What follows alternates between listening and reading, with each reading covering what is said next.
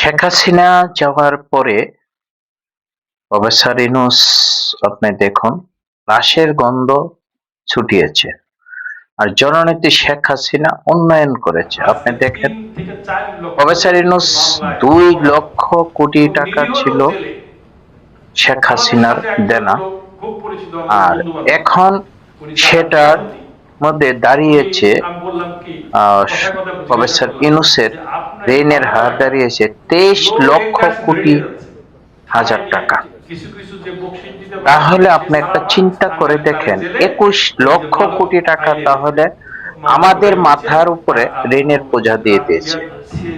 তার পাশাপাশি আপনি দেখুন এই যে মানুষ কি পরিমাণ কথা বলতেছে কিন্তু তার কোনো কথাই যায় না। এই লোকগুলি আপনি দেখেন মামলা বাণিজ্য বাংলাদেশ আওয়ামী লীগের নেতা কর্মীদেরকে অসংখ্য নেতা কর্মীদেরকে মামলা বাণিজ্য করেছে এই বিএনপি জামাত শিবির এনসিপি নেতা কর্মীরা এই ইউনূস রেডি অবৈধ ভাবে মামলা করে আওয়ামী লীগের নেতা কর্মীদেরকে ১.৫ বছর যাবৎ অনেককে জেল খেটতেছে।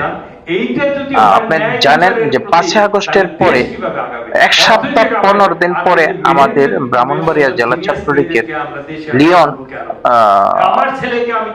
লিলিয়ান করে একটা ছেলে আছে, আফ্রিদি একটা ছেলে আছে, এরপরে এরকম আরো প্রায় ৫০টা ছেলে আছে আমাদের জেলখানার মধ্যে বন্দী আছে, অবৈধভাবে বন্দী করে রেখেছে। এগুলো আসলে যতদিন পর্যন্ত দেশটা শৃঙ্খলাতে না আসবে, আপনি ওই যে দেখুন একজন উন্নয়নের যে কথাগুলো, শেখ হাসিনা চাউলের বস্তাগুলো কিন্তু এখনো দিচ্ছে।